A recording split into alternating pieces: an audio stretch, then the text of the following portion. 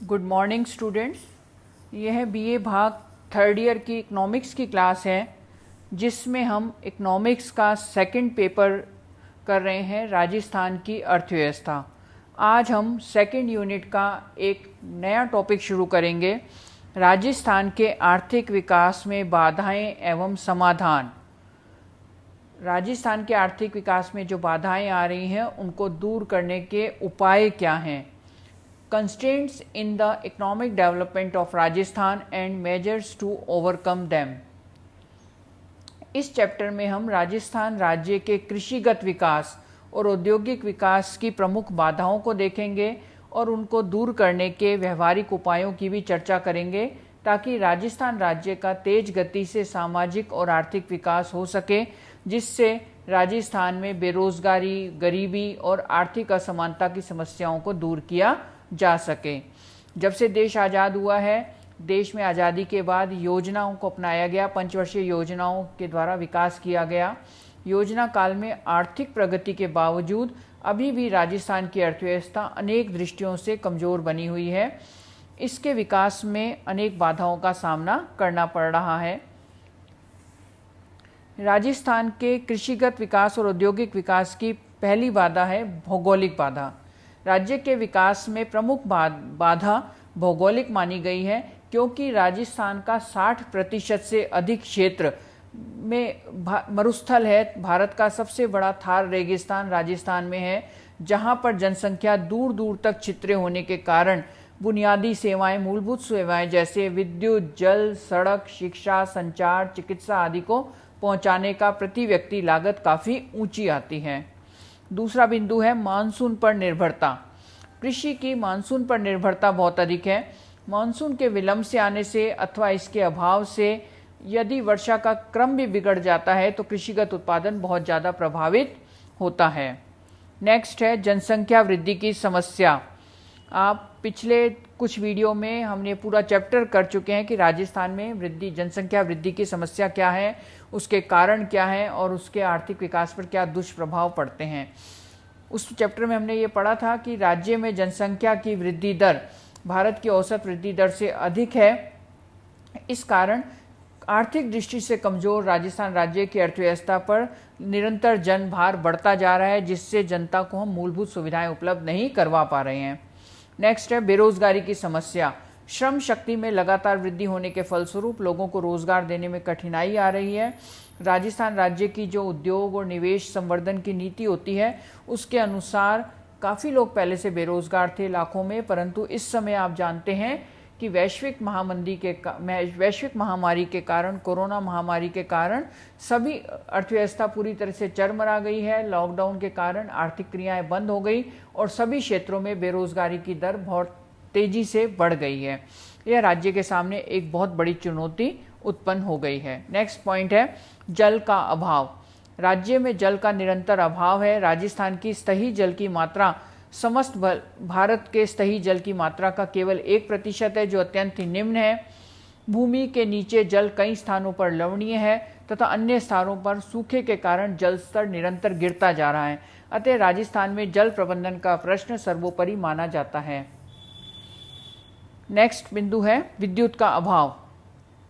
राज्य के स्वयं के विद्युत के उत्पादन के स्रोतों का विकास अभी नहीं हुआ है। राज्य आज भी विद्युत के लिए बाहरी साधनों पर काफ़ी मात्रा पर निर्भर करता है, जिसमें से कुछ में उसको प्रत्यक्ष हिस्सा मिलता है और कुछ में उसे हिस्सा आवंटित किया जाता है। और पड़ोसी राज्यों से विद्युत और इन सब चीज़ों को लेकर विवाद भी रहते हैं। विद्युत की मांग और पूर्ति में अंतर बढ़ता जा रहा है, जिसे कम करने के लिए राज्य में थर्मल बिजली घर, सौर बिजली, पवन ऊर्जा का विकास करना आवश्यक है। सामाजिक एवं आर्थिक आधारभूत ढांचे का पिछड़ापन। राज्य में सामाजिक और आर्थिक आधारभूत ढांचा आज भी विकसित राज्यों की दृष्टि से देखा जाए तो काफ़ी पिछड़ा हुआ है। राजस्थान में साक्षरता की दर भारत की जो साक्षरता की दर है उससे निम्न है तथा महिलाओं की साक्षरता दर अत्यधिक कम है। इससे राज्य में शैक्षणिक दृष्टि से पिछड़ापन अधिक है। राज्य में परिवहन तथा संचार की दृष्टि से भी राष्ट्रीय औसत की दृष्टि से काफ़ी कम है, जिससे कृषि, उद्योग और खनन आदि का विकास अवरुद्ध होता है। और विदेशों से हम जब चाहते हैं कि निवेश, पूंजी निवेश बढ़े, तो उसमें अत्यंत बाधा उत्पन्न होती है। आर्थिक असमानताएं। राजस्थान राज्य के विभिन्न भागों में विकास की दृष्टि से भी काफ़ी असमानताएं पाई जाती हैं। पूर्वी राजस्थान विकसित है, जबकि पश्चिमी राजस्थान विकास की दृष्टि से काफ़ी पिछड़ा हुआ है। इनके अंतर को कम करने का प्रयास सरकार को करना चाहिए। राज्य के पास वित्तीय साधनों का अभाव है। वित्तीय साधनों के लिए राज्य को केंद्रीय सहायता और बाहरी सहायता पर अधिक निर्भर रहना पड़ता है।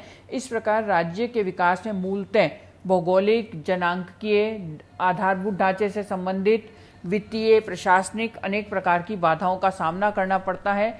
इनको दूर करके ही राज्य का तेज गति से विकास किया जा सकता है। राजस्थान के कृषिगत विकास की प्रमुख बाधाएं एवं समाधान। जैसा कि आप जानते हैं, अर्थव्यवस्था में पहले प्राथमिक क्षेत्र होता है जिसमें कृषि क्षेत्र, पशुपालन, खनन होता है। दूसरा द्वितीय क्षेत्र में उद्योग और विनिर्माण उद्योग आते हैं तथा तीसरा सेवा क्षेत्र होता है। राजस्थान राज्य की 65 से 70% जनसंख्या अभी भी कृषि पर निर्भर करती है।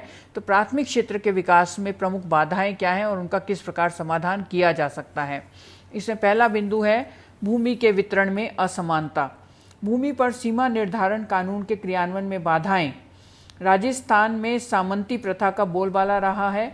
राज्य में जागीरदारी और बिस्वेदारी उन्मूलन के कानून बनाए गए हैं। उनके माध्यम से मध्यस्थ वर्ग को समाप्त करने की दिशा में प्रगति काफ़ी धीमी और असंतोषजनक रही है, क्योंकि पूर्व में इसके क्रियान्वयन को अदालतों में स्टे लगाकर चुनौती दी गई थी, जिसके फलस्वरूप भूमिहीनों में भूमि का वितरण पर्याप्त मात्रा में नहीं हो पाया है।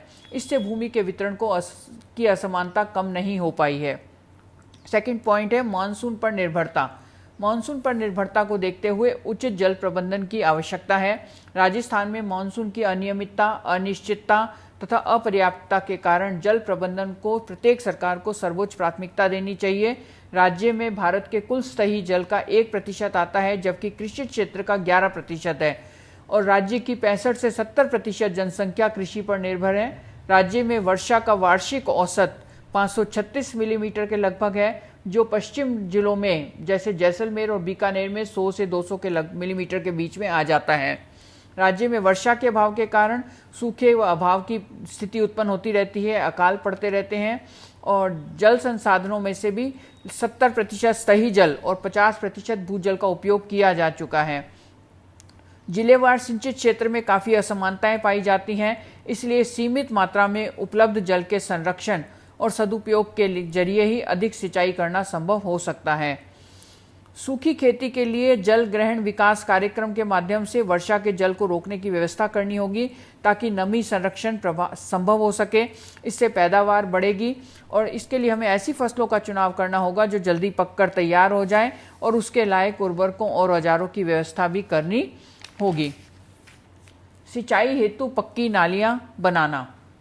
सिंचाई के जल को फसल तक पूरी तरह पहुंचाने के लिए सिंचाई की नालियां पक्की करने या पीवीसी पाइप लाइनें डालने हेतु किसानों को अनुदान दिया जाना चाहिए। ऐसा करने से व्यर्थ जाने वाले पानी से अधिक क्षेत्र में सिंचाई संभव हो सकेगी, जल की बर्बादी रुकेगी। इस कार्यक्रम के द्वारा लघु और सीमांत किसानों को अनुदान दिया जाता है।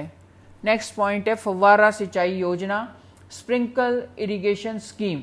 यह सिंचाई की आधुनिक पद्धति है। यह कार्यक्रम उन क्षेत्रों में लाभदायक होता है जहां भूमि समतल नहीं है, जल का रिसाव अधिक होता है, सिंचाई का साधन जैसे कुआं और ट्यूबवेल कम होते हैं तथा उनमें बहुत गहराई तक पानी नहीं होता है। ऐसे में सरकार फलों का उत्पादन और फसलों का उत्पादन बढ़ाने के लिए फव्वारा सिंचाई सेट लगाने का कार्यक्रम रखा जाता है।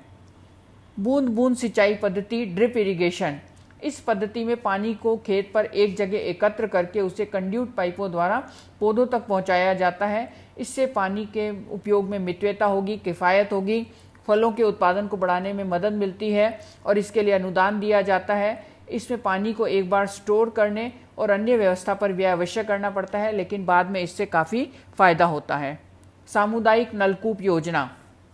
भूजल सिंचाई के क्षेत्र में उपलब्ध कराने के लिए सामुदायिक नलकूप योजना लागू की गई। इसमें पर्याप्त भूजल की आवश्यकता होती है। विभिन्न जिलों में सामुदायिक नलकूप के लिए लघु व सीमांत किसानों का एक समूह बनाया जाता है और उनको सरकार अनुदान देती है। इससे हजारों परिवारों की प्रत्यक्ष लाभ हुआ है, उनकी आय बढ़ी है। फसलों के प्रारूप में परिवर्तन, यह अत्यंत राजस्थान में इम्पॉर्टेंट है कि सीमित जल का उपयोग करने हेतु अधिकतम उत्पादन करने हेतु फसलों के ढांचे को भी बदलना होगा। पारंपरिक तरीके से जो खेती की जाती थी उसमें कुछ आधुनिक चेंजेस लाने होंगे। इसके लिए अधिक जल की आवश्यकता वाली फसलें जैसे गेहूं और जौ आदि के स्थान पर कम जल की आवश्यकता वाली फसलें जैसे सरसों, धनिया और अलसी आदि फसलों का उपयोग करना होगा ताकि कृषकों की आय बढ़ाई जा सके।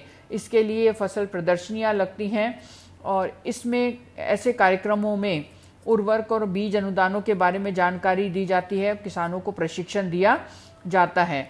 राज्य में सिंचाई की नालियां बनवाकर फव्वारा बूंद बूंद सिंचाई पद्धति को प्रोत्साहन देकर सामुदायिक नलकूप योजना को आरंभ करके और फसलों के ढांचे को परिवर्तित करके सूखी खेती को विकास करके ही कृषि की समस्याओं को दूर किया जा सकता है। कल नेक्स्ट वीडियो में हम कृषि की क्षेत्र की अन्य समस्याओं का अध्ययन करेंगे तथा औद्योगिक विकास की बाधाओं का भी अध्ययन करेंगे। धन्यवाद।